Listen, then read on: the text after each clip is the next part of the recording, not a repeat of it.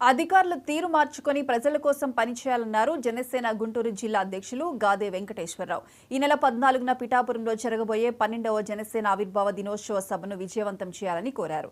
AP రాష్ట్ర ప్రజలందరికీ internet cable అందించాలనే సదుద్దేశంతో టెరాసాఫ్ట్ అనే కంపెనీతో కలిసి సుమారు 10 లక్షల కనెక్షన్లు ఇచ్చిందన్నారు. గతంలో ఉన్న ప్రభుత్వం ఈ సంస్థను పూర్తిగా విస్మరించి వారి నాయకులకు దోచిపెట్టే ఆదాయ వనరుగా మార్చుకుందన్నారు.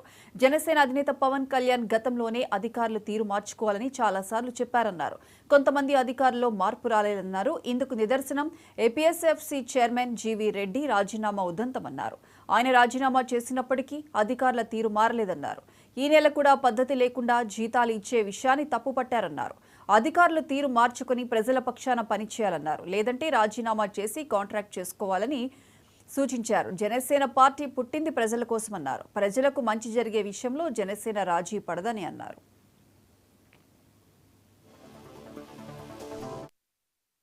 తప్పిదాల వల్ల అది అప్పులకు వెళ్ళిపోయింది.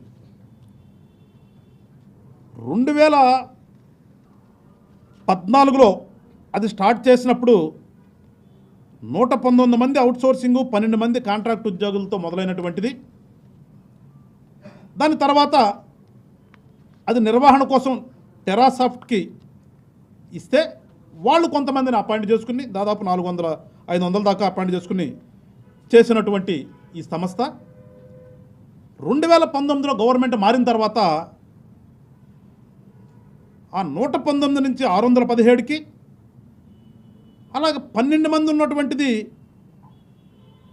542 మందిని ఈ రకంగా వాళ్ళ ఇష్టానుసారంగా మొత్తం చూస్తే 1342 మందిని వాళ్ళ పార్టీ కార్యకర్తలను పెట్టుకున్నారో, వాళ్ళ పార్టీ సానుభూతి పనులను పెట్టుకున్నారో, ఎవరన్నా కానీ పెట్టుకుని దాదాపు ప్రతి నెల 4 కోట్ల చిల్లర వాళ్ళకి వేతనాలు చెల్లిస్తూ చూసాం. ఈ మధ్యన కూడా ప్రభుత్వం మారిన తర్వాత అన్నీ కూడా బయటకు వస్తుంటే ఎవరయ్యా అంటే వైఎస్ఆర్ పార్టీ సోషల్ మీడియాకు ఉన్నటువంటి ఉద్యోగస్తులందరూ కూడా దీని నుంచి డిప్లాయ్ చేయబడినటువంటి ఉద్యోగస్తులు అని చెప్పేసి కూడా మనకు తెలుస్తుంది.